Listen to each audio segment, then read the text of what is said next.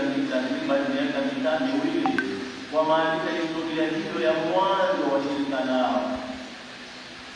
Ni vitu gani walikusudia kufanya?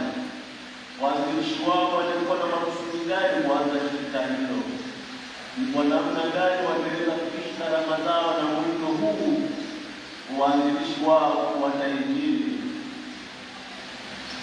Wameliangalia kwa ndani na tafakari kuu, wakaona kuna mafanikio, lakini hakuna mafanikio bila matatizo na shida.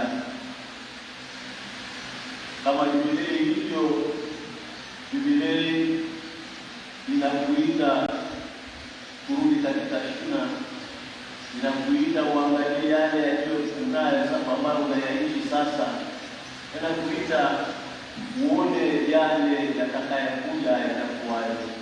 Matukio hiyo yapita, shida ulizozivuka, shida ulizozivuka ziwe ni fundisho la kuingia katika usasa unaohitaji na matumaini unayohitaji ya baadaye. Kaka zetu hawa waalimu wa Injili waliangalia haya yote katika tathmini zao. Walifanya warsha, walifanya semina, walifanya kongamano katika jumuiya zao mbalimbali. Waliangalia mikutano mikuu ya shirika takriban 6-7. Makusudio na maamuzi ya mikutano hiyo, je, wameweza kuyaishi na kuyatekeleza? Kama wakuweza, ni watu walijitoa na ni nguvu gani wanayohitaji kwa Mungu ili waweze kwenda mbele? Hakika ndugu zangu, kiangalia kwa ujumla, tuangalie kwetu tu, tusiangalie shirika zima. Sisi tunaadhimisha miaka 32 ya uwepo wao kwetu. Tunaweza kusema uwepo wao kwetu umekuwa na baraka nyingi, umekuwa na fanaka nyingi. Kuja kwao kwetu 94 kurudi katika uwazi na uhalisia wa Zanzibar ya 1994 ilikuwa isikuwepo mimi. Kwa juhudi za mtangulizi wangu na imani yake, aliwaita dada hawa mwanzoni kabisa baada ya miaka 18 kuanzishwa kwao. Wakuu wao wa shirika, na namshukuru mama ambaye anamkumbuka Sisi Marcelina Ayala,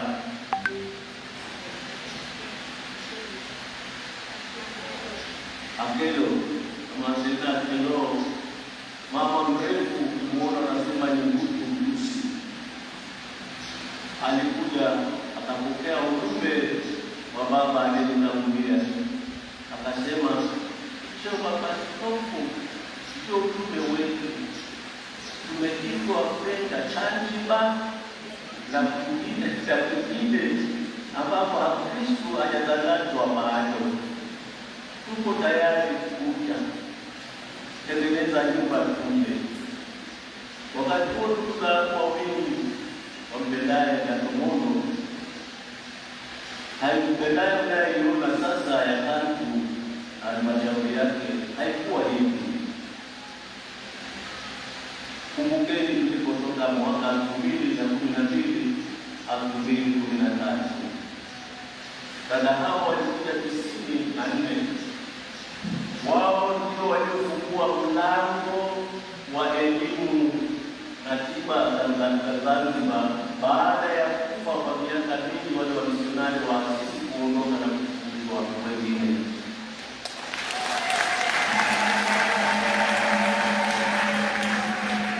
Walikuja kwa dhana ya kuinjilisha, lakini kuinjilisha kwa namna gani? Kuinjilisha kwa namna ya afya, elimu na maendeleo. Walianza na elimu. Baba mwasisi iliyofuata aliona umuhimu huo. Chekechea walioanza ilianzia pale hapa kwanza, baadaye kule Tomondo chini ya mwenge mkubwa. Kwa wale wanaofahamu Tomondo, ni hao dada walikuwa wanafundisha, na mmoja kati yao yuko hapa. Ndio usimame.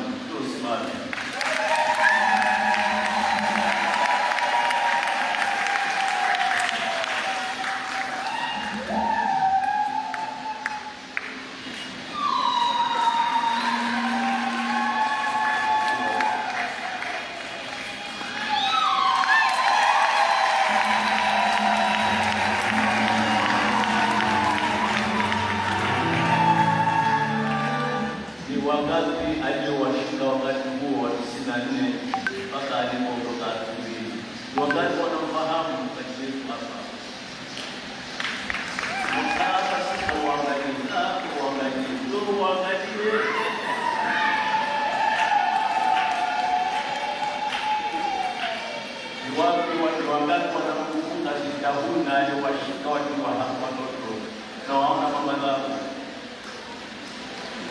Wengine sasa wamekuwa washefu kama wewe. Asante kwa kazi nzuri.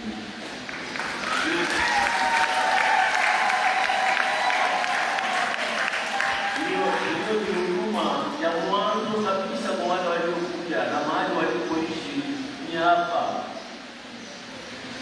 Kajumba kadogo baba alinunua ya familia, wakati sukuma huko ndani, mlango unapima kwa hivi. Walikuja wageni zaidi hawangeingia.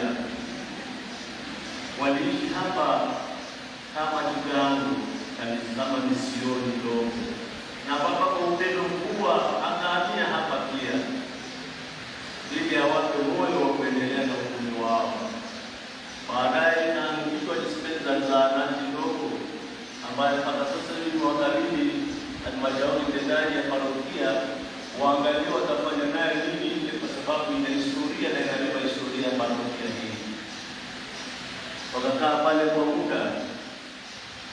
Baada Francis Maria Lieberman tunayesikia Lieberman tumetoa jina hili, nimetoa jina hilo baada ya kuja na kuona kuna chekechea inayong'aa na watu wamekubali kuipokea. Haikuwa rahisi wakati huo, kuna mchanganyiko mkubwa kwa wachache wa Kristo na wengi waliosi wa Kristo walipata elimu pale.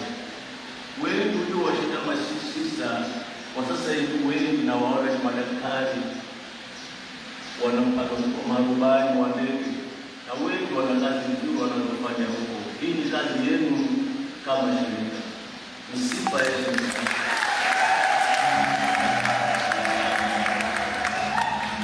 Hamkupata vitu vingi kwa shirika letu kwa sababu ya mazingira, lakini angalau mmekubali kuwashuka na kutembea na watu, na vijana wengi wanawakumbuka. Wangapi wanakumbuka Elina kama mistress wa Francis Maria primary na sekondari? Ndio simame kafikia hapa.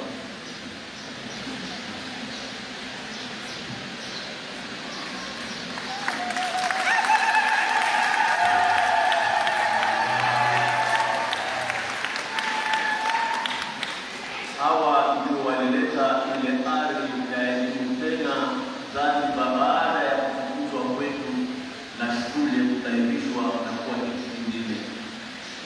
Wamisionari hawa sio kwamba natuma sifa kwao tu, na watukuza kwa wema na kazi waliofanya, na kwamba walipokuja pakuwa na masista wengine walikuwepo, lakini kila sista ina mchipuo wake na sera zake na namna ya kutenda.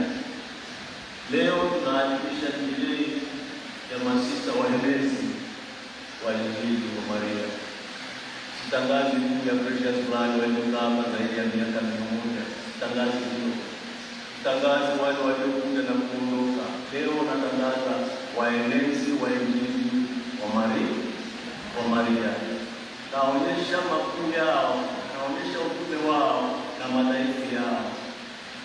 Mungu ambaye kwa upendo wake mkuu aliwapa roho ya uvumilivu, aliwapa roho ya upendo, pamoja na msukosuko ulioingia jimboni na mwoga mkubwa wa mwaka 2012 na 2013 na kufunga wengine. Mengi yalifanyika hapa. Kanisa hili linashamiri sasa kwa sababu kile tunachoteseka baada ya kuinuka kinakuwa mfano wa kanisa yote. Ungekuja 2012 ukaangalia ndani hapa hakuna kitu. Makadirio yote yalikuwa yamechomwa. Yote vilikuwa vimechomwa. Baada ya kufanya hivyo wakaingia kwenye nyumba ya masista, sio hiyo mpya mnayoiona, nyumba nyingine ndogo. Kulikuwa na uoga mkubwa na matishio makubwa.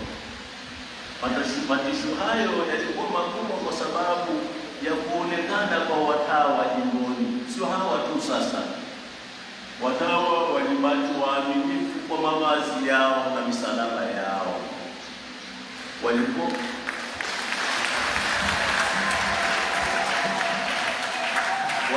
waaminifu pamoja na matusi mengi. Waliona ushuhuda wetu hapa tunaobeba, na hawakuogopa. Walienda madukani darajani huko, walikuwa na dukano na hawakuwa wanaruhusiwa kuingia, lakini watu wanaamini wamebeba Kristo, wamemumilia mpaka mambo yaliporekebika. Baada ya kuwa na mazungumzano na wale wengi na serikali kuingia, vitu vikarekebika, ikawa kama ilivyo. Ndugu zangu, ushwari unaoona wa Zanzibar sasa ni mchezo na utume wa wengi. Mnasikia vijana wao, haikuwa hivyo. Watu walikuwa wanakuja kanisani na mabaibuli karibu waingie, walikuwa mlangoni wanayaficha kwenye mifuko yao, wakiogopa watateswa, wakiogopa kutukanwa na kuogopa kupata vitu madukani. Lakini masista hao wakawa sio evangelizing tu, wote walibaki na mawazi yao, walibaki na msalaba yao.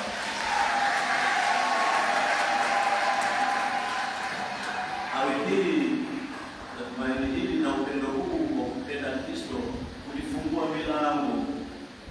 Waamini wengi waliokuwa wanajificha na kujiita majina ya mengine, hakika waliamini tangaze sisi ni Wakristo.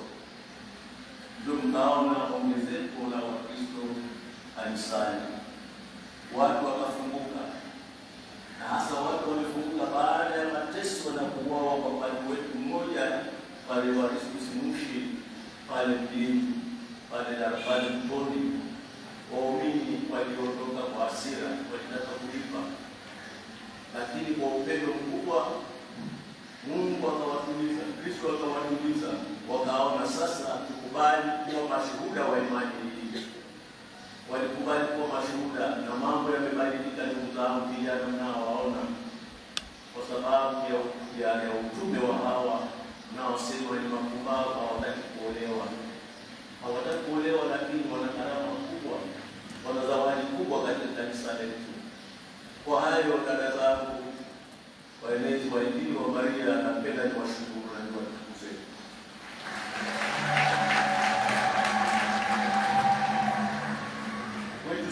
Kwetu sisi Wanajimbo Katoliki Zanzibar, tunashukuru Mungu pamoja na zawadi ya uwepo wao kwetu. Kumekuwa na mabadiliko mengi, ndugu zangu, na mabadiliko haya wamekuwa sehemu ya mabadiliko haya kwa miaka 32. Huwezi kamwe ukaandika historia ya Zanzibar ya Ukristo baada ya 1980, baada ya 1980 ya kuwa jimbo, ukasahau mchango na utume wa hawa dada zetu waenezi wa Injili ya Maria.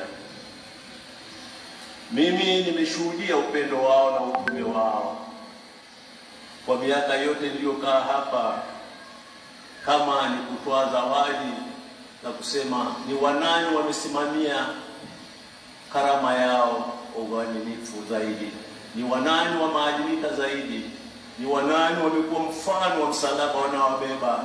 Labda ningesema, na sitasema hapa, lakini ningekuwa na moyo wa kusema, ningesema ni wao.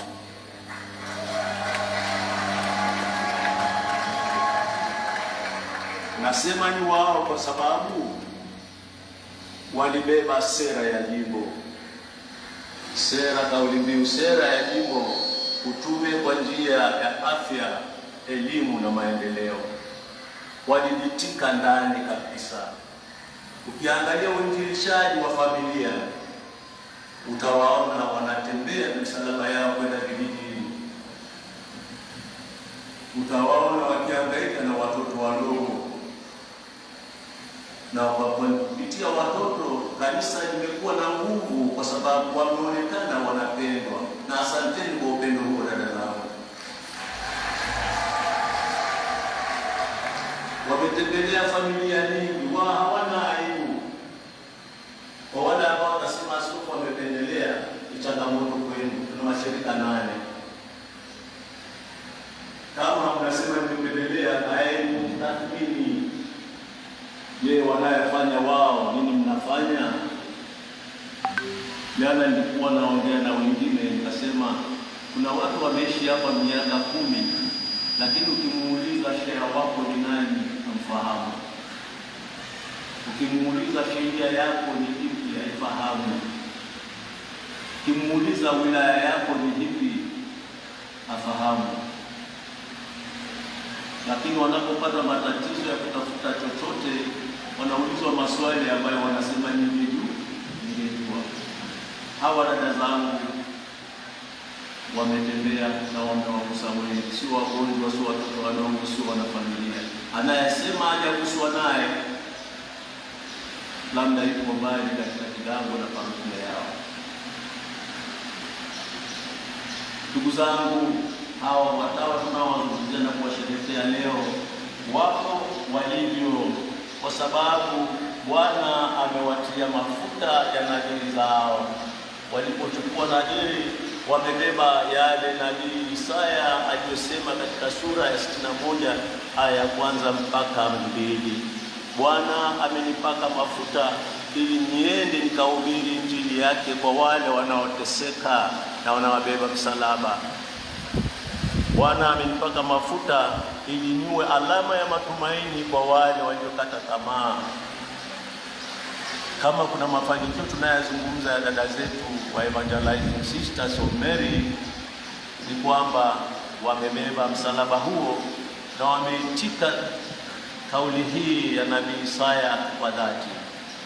Wamejua wamepakwa mafuta ya ubatizo, wamepakwa mafuta ya kuchukua nadhiri za kanisa ili wawe mashuhuda wa kuhubiri injili ya Kristo kwa wale wanaoteseka.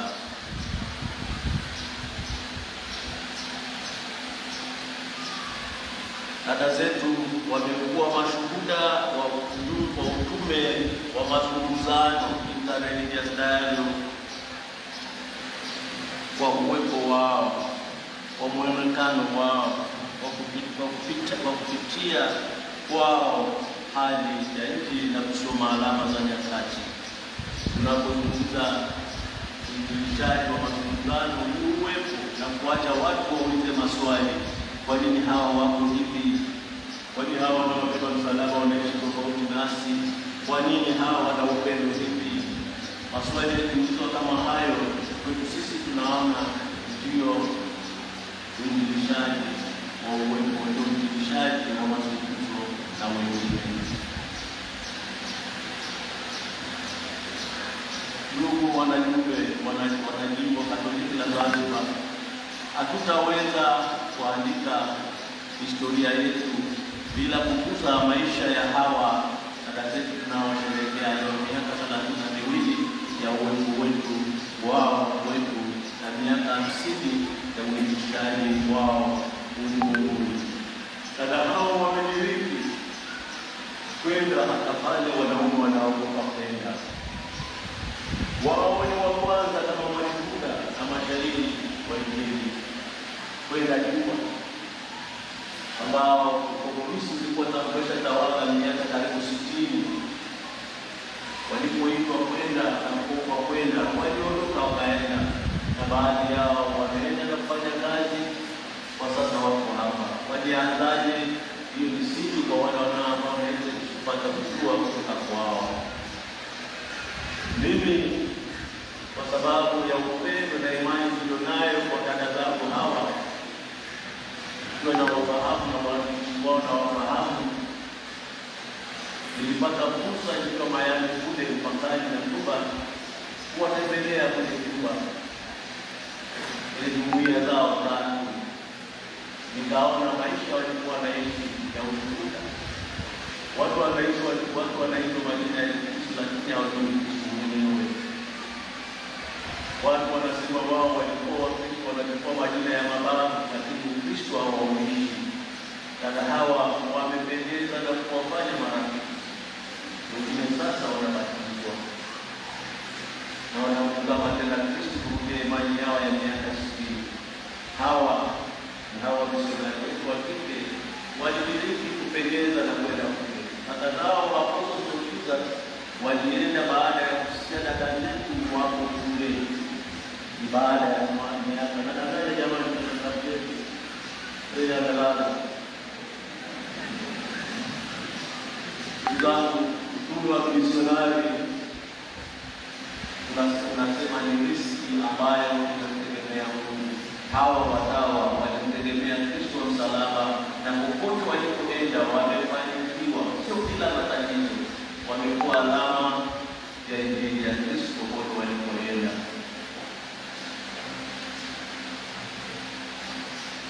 Nao pia hawataweza kuandika historia yao ya zaidi ya miaka 50 kama hawataandika umisionari wao wa Zanzibar. Haitawezekana. Watakuwa wamekuwa kikubwa cha miaka 32 cha uhai wao katika kanisa. Nasi ndugu zangu waamini wa Zanzibar, hatutaweza kuandika historia hiyo kamili ya jimbo letu na uendeshaji wa jimbo letu kama hatutawakumbuka hawa dada zetu waliotusaidia kwa miaka 32 tumekuwa nao. Tumependa kufanya hivyo na tutafanya hivyo ili kuwapa moyo zaidi wa kuendelea na utume wao kutangaza Injili.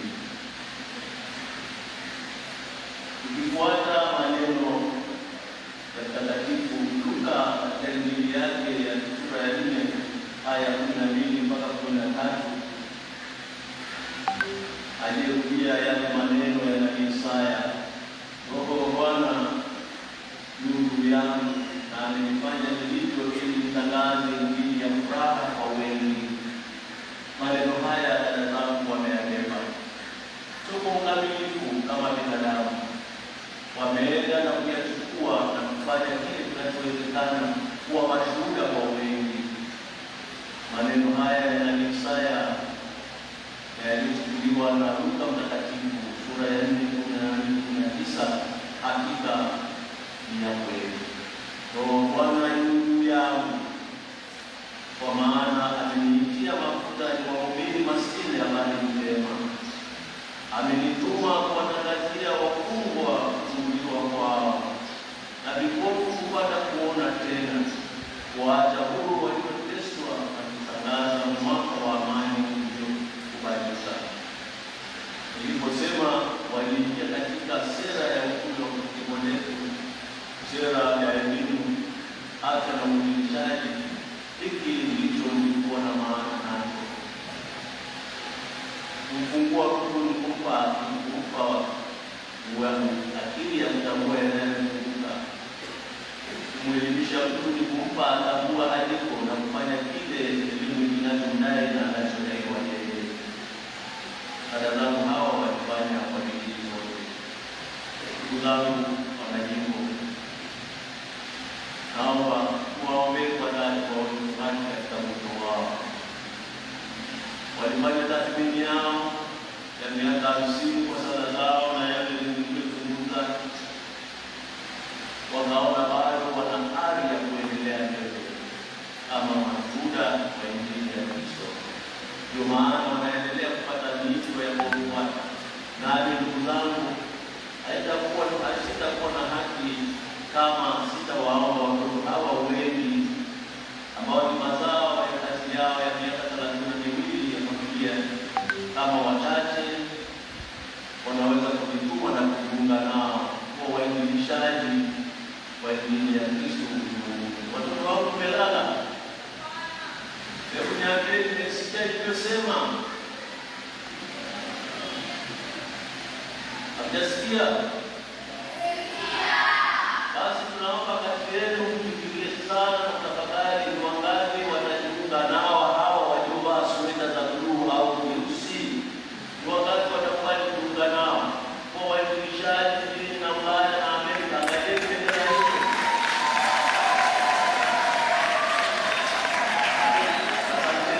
Asanteni watoto wapenzi. Watoto wako tayari, lakini shida ni nini? Wazazi, ngoja niwaambie cha kweli. Mtoto amenyosha mkono pale, akija nyumbani mama anamwambia, mtoto wangu kwa sisi utafanya nini? Ukiolewa ndio unafurahi. Je, aliolewa na alienda usisha ni nani anayekusaidia zaidi? Alienda usisha anakuombea kwa uzazi kila kiambo, unajua anayeombea. Aliolewa kila wakati anakuletea shida na mzigo wake na mume wake. Sio hivyo jamani?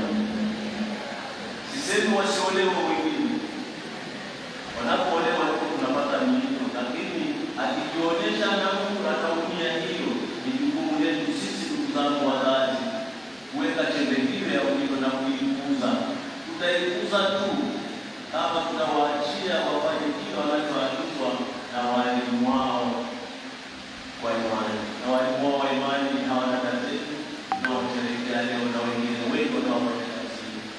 Napenda nitoe changamoto ya mwisho kwa wale ambao wanaona tumewapendelea dada zetu wa Evangelizing Sisters, hawaelezi wainjili wa Bikira Maria na hao wamwenda katika safari. Kwa hiyo sisi hatukutajwa kabisa. Hakutajwa kwanza kabisa ni kwa sababu sisi tumelelewa. Lakini tunaishi maisha ya utawa na uwepo wao kwa sababu ya utume. Kila wakati nawaambia, unapoamka asubuhi na kufikia jioni, hebu tafakari umemgusa nani katika nafsi zako na ukao wako. Ulimuondoa nani katika hisia ambazo zinakurudisha nyuma kiimani hata kimaendeleo, na sasa iko mahali pengine pazuri. Wote tumeweka uwepo tayari kuuliza maswali, uwepo tayari kuendelea familia na kuambia na kuwapa neno la Mungu, hata kuwepo na kusaidia nao kwa jina la Baba tayari umekuwa shujaa. Ndugu zangu wanampendaye, parokia mpendaye na wengine wetu, nipende kuwashukuru kwa upendo wenu kutayarisha ibada hii na siku hii. Halmashauri tendaji ya jimbo na halmashauri ya walei uzima kwa ujumla, niwashukuru kwa kuwa karimu hivyo kuweza kufanya tukio la leo litafana na litafanyika.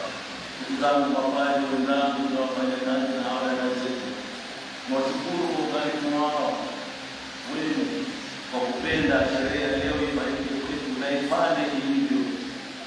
Tuwaombe hapa walei wetu wawe na moyo kwa hivyo, wana moyo kwa kufanya yale ambayo yanajenga ili imani ya Kristo iweze kuendelea.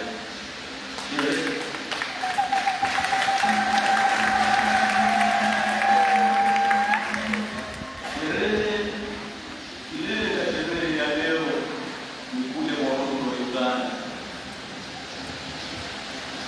Ndipo watafanya sherehe ya miaka 50 ya shirika hili baada ya kutafakari, lakini kikanda na wote walipopangwa walifanya tafakari hizi kwa muda mrefu.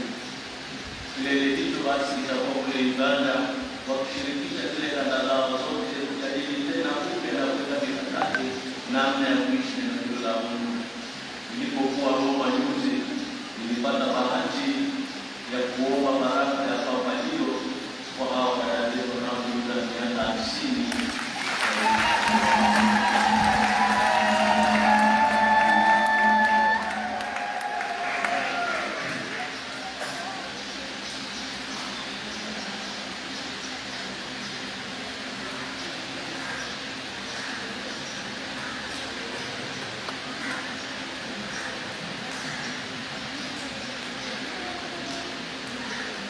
Hii baraka ni ya shirika nzima, sio ya dada zetu wa kanda.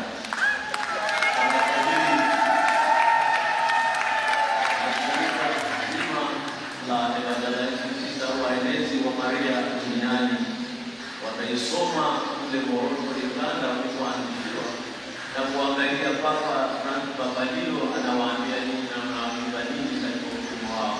Asanteni sana.